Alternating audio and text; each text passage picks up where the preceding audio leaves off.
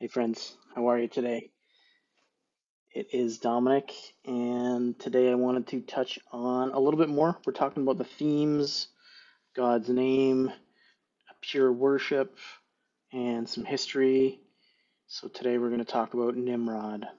So in the scriptures in chapter 10 of Genesis, verse 9, we see that Cush, this gentleman, Cush here, has descendants including all of these folks. But then when it comes to Nimrod, he has an exclusive mention here. Cush fathered Nimrod, who became the first fearless leader throughout the land. He became a fearless hunter in defiance of Jehovah. That is why it is said, like Nimrod, a fearless hunter in defiance of Jehovah. And his kingdom began in the region of Shinar with the cities of Babylon, Erech, Akkad, and Calneh. So, not every version, I want to bring attention to this here, in defiance to the Lord. Right? Most of the other versions simply say before the Lord, right? Before Jehovah, right? What else have we got here? American Standard Version, before, right? So it is tricky how that came to be. So one thing we got to understand here, this is likely the representation of sort of the first counter pantheon against the unity, the oneness of Yehovah, King of the universe, for the, uh, this is even pre-Israelite, for the followers of Abraham, or sons of Noah, I guess you could say, sons of Adam. So, Babylon, Akkadia, there's a few others, all the ancient land of Sumeria, basically, in its parallel history there. So, modern studies or modern scholars seem to agree most, at least with the data that we have today, that Nimrod was probably Sargon of the ancient Akkadia. And Sargon is credited to, you know, starting some of these cities and so on. So what was also interesting is that uh, this connects a few other things. It connects I'm trying to get at to a point where we can find a source where things diverged, right? We knew the sons of Adam and Shem and all these guys down to Noah had a similar history, right? They knew the God of Adam, the creator of the world, and yet at some point they started to fade away from that, right? And then we see that even just in the time of Shem's lifetime. I'm pretty sure it says that in Genesis here. Um, yeah, let's see if we can find it.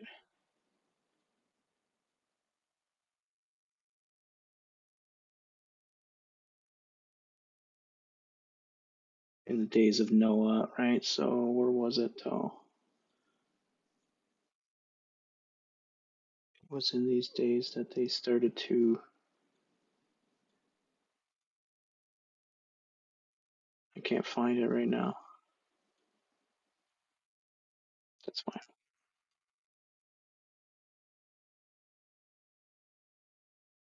It was in the days of Shem that they forgot the name. Yeah, here we go. Uh,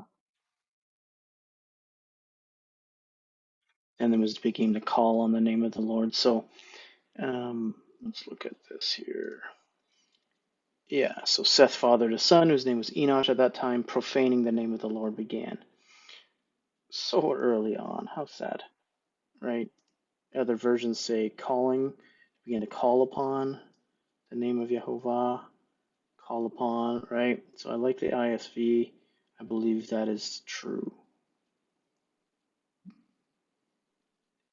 And we aren't going to necessarily get into that now, but basically back to Nimrod here. So the impression is given that after the days of Shem, that this began a slow decline and people started to move physically further away from, their homeland where Adam and Eve would have lived. And here we are further away. We've got the king of Assyria, the king of Babylon, the king of Akkadia, and he's a mighty one, a fearless leader, hunter, gatherer, in defiance of Yehovah. So from history, we can see a lot more if you study Sargon, if you study, excuse me, um, some of his family, his son. What was his son's name here? Got it open here. Yeah, Sargon had a son who basically, yeah, let's see here.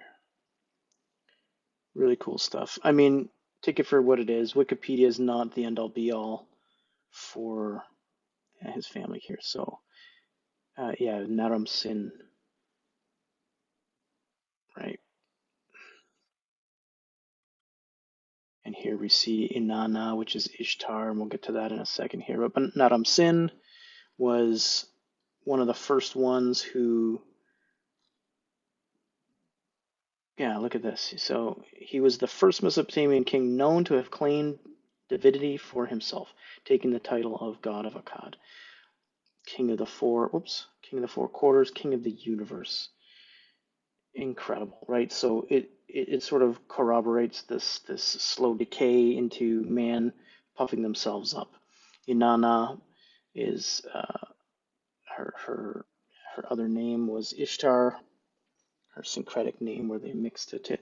She was literally known as the Queen of Heaven. So I touched on the Queen of Heaven in the past. I'll go back to the scriptures here. So, anyways, keep an eye on that. Let's head over to Jeremiah and where are we? Jeremiah 44. So this is where I believe, um, right? So here we go. You know, read this whole chapter. We've touched on it a little bit before, but we're burning our incense to the Queen of Heaven. We've got our libations to her. Jeremiah said, listen up. You guys continue to do that.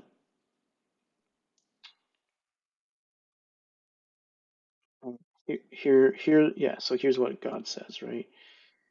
You and your wives declared with your mouth, you fulfilled it with your hand, saying, we'll surely perform our vows that we've made, burning incense to the Queen of Heaven to pour our libations to her, then confirm your vows. Do it.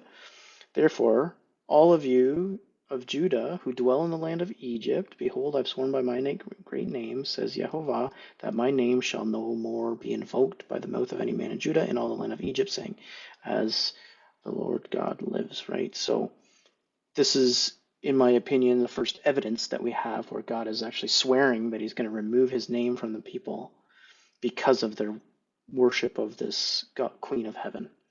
So taking it all the way back to Nimrod, we see this would be a fair statement, at least in the biblical story, the biblical tradition, that from uh, Nimrod on is where there was an established counter or anti-God religion or separate, where they became now in conflict. And as a result, we'll see throughout the scriptures that Assyria, the kings of Assyria, became, you know, the enemies of God's people, and Babylon, same thing.